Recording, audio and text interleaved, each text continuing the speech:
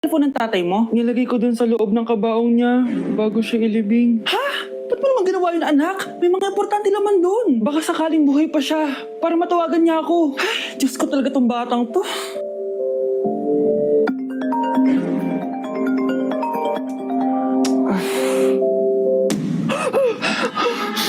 Matawag si tatay.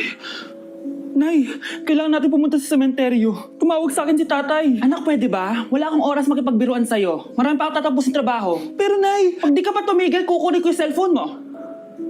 tay, sumagot ka. Alam kong buhay ka. Sa lahat ng pwede kong makita, ikaw pa talaga. Jessica, tinatawagan ko lang tatay ko. Nababaliw ko na talaga, no? Patay na tatay mo, di ba? Baliw. Hindi, buhay siya. Ito tandaan mo, kapag hindi ka pa tumigil sa kabaliwan mo, susunod ka na sa tatay mo. Sinabihan akong baliw ni Jessica tapos sinaktan niya ako. Totoo naman, di ba? Nabuhay ka.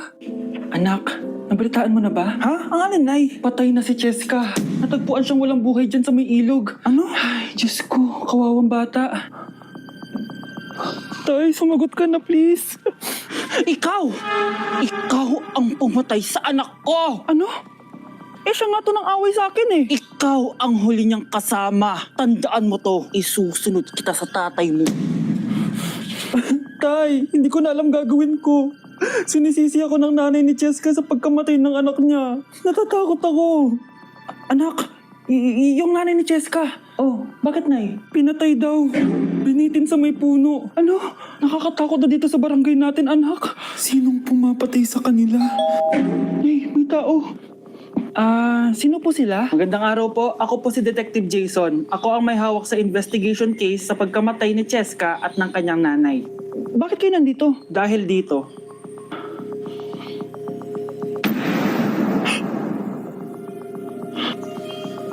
Nay, ikaw pumatay sa kanila? Oo, anak.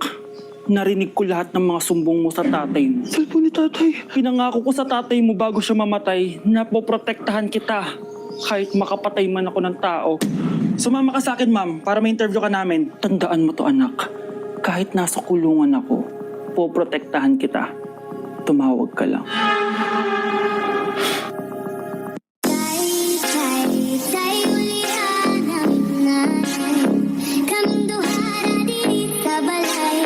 Walay makaalalay.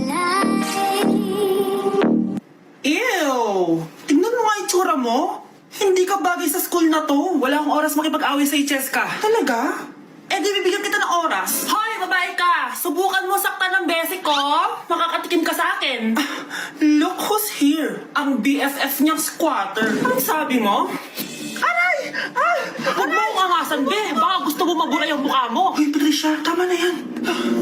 Awayin mo pa tong basic ko, hindi lang yung matitikman mo sa akin. Walang iya kayo, ipapa-guidance ko kayo. Lagot kayo sa tatay ko. Go lang, be. Papuntahin mo dito yung tatay mong korap. Mag-meet and greet kami.